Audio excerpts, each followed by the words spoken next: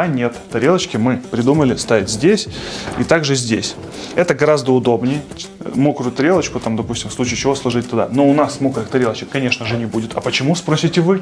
Да потому что у нас есть посудомойка, где она и помоет, и высушит. Продумано. Работали дизайнеры. Значит, здесь у нас столешница из искусственного камня, подклеенная раковина. Также есть такой включатель под, значит, фильтрованную воду и обычный кран. Вот.